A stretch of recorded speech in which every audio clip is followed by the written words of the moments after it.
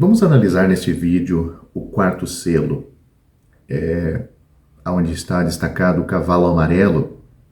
Mas vamos ler no capítulo 6, onde está este quarto selo de Apocalipse, versículos 7 e 8. E havendo aberto o quarto selo, ouvi a voz do quarto animal que dizia: Vem e vê. E olhei, e eis um cavalo amarelo, e o que estava sentado sobre ele tinha por nome Morte, e o inferno o seguia. E foi-lhe dado poder, a palavra inferno aqui seria Hades, e o Hades o seguia, e foi-lhe dado poder para matar a quarta parte da terra, com espada, e com fome, e com peste, e com as feras da terra. Então, esses versículos estão em Apocalipse capítulo 6, versículo 7 e 8. Com a abertura do quarto selo, o quarto ser vivente, aquele cujo rosto é semelhante a uma águia voando, de acordo com o capítulo 4, versículo 7, chama o quarto cavaleiro. João apresenta o que ele vê com as palavras "e olhei e eis", como nós temos no versículo 2, versículo 5, versículo 8 deste capítulo, indicando surpresa e espanto. Este cavalo é de uma cor doentia, pálido, esverdeada, que geralmente é associada com a palidez de um cadáver ou com a aparência sem cor de uma pessoa tomada pelo terror. Quase sem tempo de poder assimilar a cor terrível, João tem dificuldade em reconhecer o cavaleiro. Talvez melhor dizendo, ele não tem dificuldade de reconhecer o cavaleiro e o chama de Morte, confirmando o fato de que os cavaleiros devem ser compreendidos não como pessoas, mas como personificações. Este cavaleiro se difere dos outros no fato de que ele tem um companheiro que seguia com ele. Essa expressão "seguia com ele" está na versão brasileira da Bíblia, na tradução versão brasileira. E a preposição "com", que nós temos aí no grego, sugere que acompanhava e não seguia o cavaleiro. Onde quer que a morte cavalga, este a acompanha. A este companheiro, João dá um nome que está traduzido na nossa Bíblia de inferno. A morte e o inferno estão ligados no capítulo 1, versículo 18 do Apocalipse, como o poder, morte, e o lugar, inferno, sobre os quais, por meio da sua ressurreição, Cristo tem autoridade absoluta na figura das chaves que nós temos lá neste capítulo 1, versículo 8. E assim, estes antigos inimigos não causam mais terror ao cristão, ou seja, a morte e o Hades, a morte física e o que está além da morte. A referência final a este par desagradável está no capítulo 20, versículo 13 e 14, onde o lago de fogo é apresentado como seu destino final. Neste período, com permissão divina, eles cavalgam sem restrição sobre a terra. A maioria das versões traduzem a primeira frase como foi-lhes dado poder, como se a morte e o inferno tivessem poder sobre a quarta parte dos homens. Alguns comentaristas encontram dificuldade neste ponto, dizendo que apenas a morte pode ter autoridade sobre homens vivos.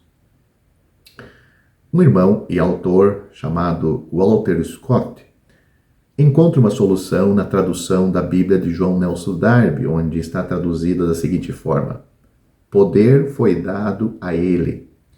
E Darby escreve no rodapé da sua Bíblia, dizendo, a tradução ele ou eles é contestada, mas a evidência interna decide. É isso que Darby diz. A morte sobre os homens vivos e o Hades reivindica as almas dos mortos. A morte necessariamente vem antes do Hades. A morte lida com os vivos e o Hades lida com os mortos. Entretanto, devemos dizer que a evidência contextual é a favor do plural. Isto sugere outra interpretação possível, referida por muitos dos comentaristas mais antigos. Um deles sugere que esta afirmação final deveria ser lida em separado como um resumo do resultado das atividades dos 4 cavaleiros vistos como um grupo. O eles que nós temos aí no versículo, a quem foi dado autoridade, são os 4 cavaleiros juntos. E a esfera de sua ação atinge a 4ª parte da terra.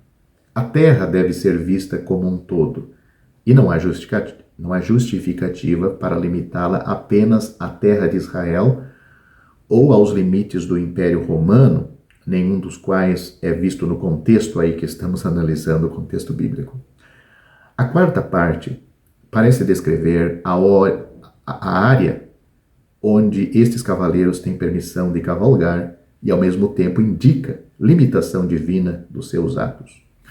O poder dado aos cavaleiros é para matar. Eles fazem isto de 4 formas diferentes.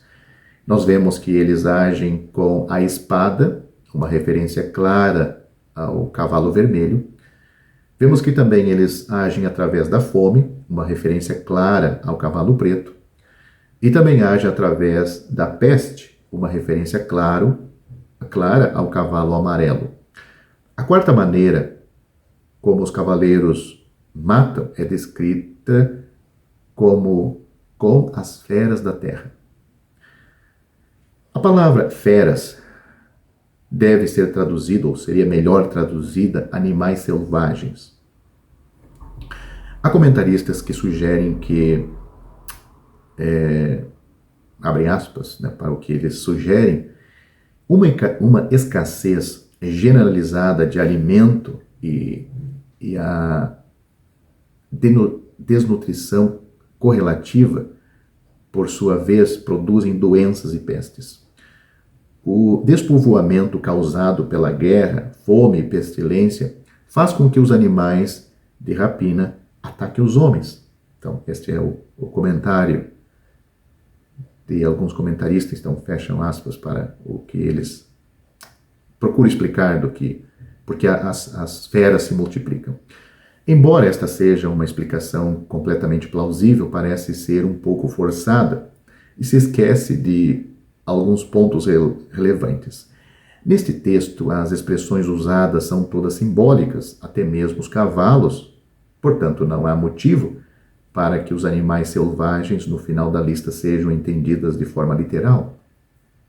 A preposição usada antes de feras, que temos aí, não é a palavra no grego en, que seria traduzido no português, seria traduzido assim, pelas feras, mas é uma palavra no grego upo, que é traduzido pela palavra de baixo, que frisa o fato de que eles são apenas instrumentos ou agentes. Também é importante notar o artigo antes de feras. Isto sugere, à luz das evidências, que feras não são feras literais, mas homens que são assim descritos, como no capítulo 13, por exemplo. E vi subir do mar uma besta, capítulo 13, versículo 1, e também e vi subir da terra outra besta, capítulo 13, versículo 11. É por meio destes homens, de caráter bestial, que este 4º cavaleiro, no cavalo amarelo, realiza sua tarefa de matar os homens. Se argumentarmos que isto antecipa revelação posterior, podemos mostrar que muitas vezes, neste livro, no livro de Apocalipse, assuntos são apresentados como simples afirmações e sua explicação fica para mais tarde. Vimos isto, por exemplo, no capítulo 2, versículo 11, com referência à segunda morte. Leia, capítulo 2, versículo 11. Estes 4 cavaleiros, chamados a agir bem no começo do período da tribulação, nunca são recolhidos, nunca são dito para eles pararem de agir. Parece que a filosofia de blasfêmia associado com a adoração de um homem sobre o cavalo branco, as políticas hostis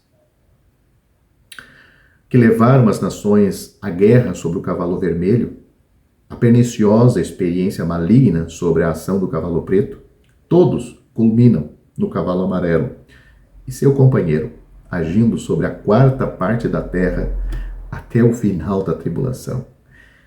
Se uma quarta parte da terra é atingida diretamente por estes juízos, o número de mortes deve ser muito grande mesmo. Enquanto o texto não afirma que um quarto da população da terra morre, não há dúvida de que a morte irá cavalgar triunfante sobre a terra nestes dias escuros da tribulação. A população da terra é cerca de 8 bilhões. Isto foi tirado agora, em 2021. E se uma quarta parte morresse, isto significaria que 2.000 milhões de almas pereceriam. Isto representaria a maior destruição de vidas humanas já registrada na história da humanidade. Para termos uma comparação, na Segunda Guerra Mundial morreram cerca de 50 milhões de pessoas. Portanto, as palavras solenes do Senhor vêm à mente. E se aqueles dias não fossem abreviados, nenhuma carne se salvaria. A morte alcançaria toda a humanidade. O Senhor Jesus falou isso em Mateus capítulo 24, versículo 22. Se isto é apenas o princípio de dores, como nós temos em Mateus capítulo 24, versículo 8, então a terra tem muito a sofrer na noite da sua angústia.